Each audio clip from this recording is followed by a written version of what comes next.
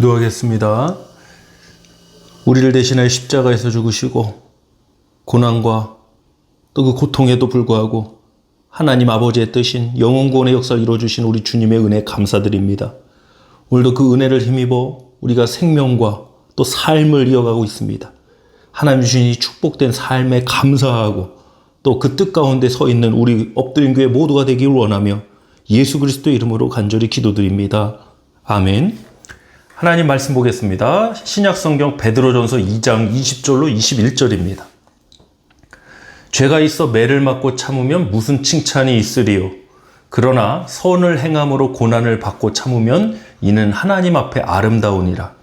이를 위하여 너희가 부르심을 받았으니 그리스도도 너희를 위하여 고난을 받으사 너희에게 본을 끼쳐 그 자취를 따라오게 하려 하셨느니라. 아멘. 베드로전서 2장 20절로 21절을 본문으로 누가 부르심을 받은 사람인가? 누가 부르심을 받은 사람인가? 라는 제목으로 말씀을 나누겠습니다.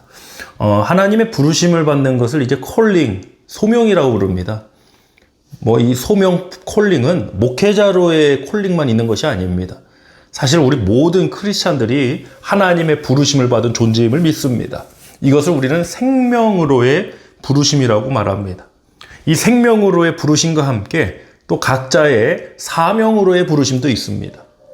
우리가 구원받은 하나님의 자녀로서 하나님께서 주신 은혜와 공급하신 능력으로 감당해야 할 영원 구원의 사명이 우리 모두에게 있는 줄 믿습니다. 역할의 차이는 있을 뿐이지 사명의 차이는 저는 사실 없다고 봐요. 왜? 궁극적으로는 영원 구원의 사명에 있기 때문입니다.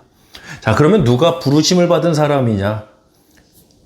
당연히 침례 받은 사람, 어떤 자리에서 섬김의 자리에 있는 사람, 그렇게 우리가 설명할 수도 있겠지만, 우리가 지금 고난주간이지 않습니까? 과연 누가 부르심을 받은 사람인가? 고난과 시련이 찾아와도 그 자리를 지키고 견디고 하나님의 뜻을 향해 나아가는 사람이 바로 부르심을 받은 사람이라고 믿습니다. 사도 바울은 예루살렘으로 가게 되면 고난이 너를 기다린다고 성령님을 통해서 듣게 됩니다.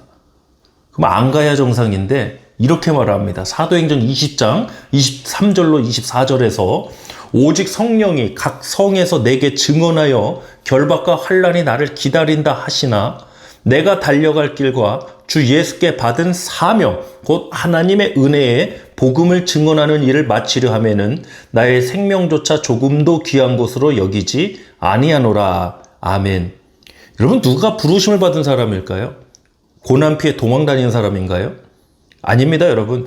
부르심에 합당한 사람은요, 고난과 역경이 찾아와도 그 확신을 가지고 하나님의 부르심의 확신을 가지고 나아갈 수 있는 사람입니다. 고난주간을 지나고 있습니다. 하나님은 저와 여러분을 교회 공동체로 또 각자의 사명으로 사역의 자리로 불러주셨습니다. 누가 부르심을 받은 사람입니까? 고난이 찾아오고 역경이 찾아오고 축복만을 바라고 좋은 일 일어나길 바라는데 왜 예수님을 믿고 또 내가 사역의 길을 갔더니 이런 고난, 이런 역경이 찾아오는 것인가? 원망불평하는 사람일까요? 그렇지 않습니다. 오늘 사도행전 20장 23절 24절에서 봤던 것처럼 결박과 환난이 나를 기다린다고 해도 주 예수께 받은 사명의 그 길을 나는 가겠습니다. 이 사람이 바로 사명자고 이 사람이 바로 하나님의 부르심을 받은 존재입니다. 본문 20절로 21절 다시 한번 보겠습니다. 죄가 있어 매를 맞고 참으면 무슨 칭찬이 있으리요. 그러나 선을 행함으로 고난을 받고 참으면 이는 하나님 앞에 아름다우니라. 이를 위하여 너희가 부르심을 받았으니 그리스도도 너희를 위하여 고난을 받으사 너희에게 본을 끼쳐 그 자취를 따라오게 하려 하셨느니라. 아멘. 문제가 있다. 어떤 트러블이 있다. 교회에 어려움이 있다. 그래서 나는 떠난다. 여러분, 이것이 합리적이지 않아요. 이게 어떤 공식처럼 작용하면 절대로 안 됩니다.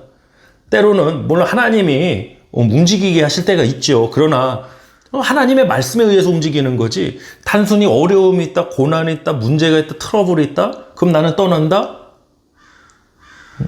그럼 나는 관계 끊는다? 이거는 좀 올바르지 않은 것 같아요. 힘들어도 그 자리를 지킬 줄 알고 감당하고 헤쳐나가고 또 인내하고 기다려볼 줄도 아는 게 왜? 하나님의 명령, 하나님의 지시하심, 하나님의 뜻이 있기 때문에 그게 바로 하나님의 부르심을 받은 사람입니다. 우리는 양입니다. 양은 목자의 음성을 따라 움직이는 거죠. 하나님의 부르심에 따라 움직이는 것이지 문제 때문에 문제가 있다, 고난이 있다, 그래서 움직인다. 이게 아닙니다. 믿음의 조상 아브라함 하나님 말씀을 따라서 본토 친척 아버지 집을 떠나 가나안 땅에 들어갑니다. 근데 환경에 기근이 펼쳐져 있습니다. 하나님의 콜링을 받은 사람이 기근을 보고 어떻게 합니까? 애굽으로 내려갑니다. 그 아내 사라를 이제 누이라고 하게 하고 뭐 그런 사건들이 일어나지 않습니까? 부르심에 따라 움직여야 되는데 상황에 따라 고난이 있으니까 그래 피해야지. 살 길 찾아야지. 문제가 있어? 그럼 피해야지. 이런 식으로 움직인단 말입니다.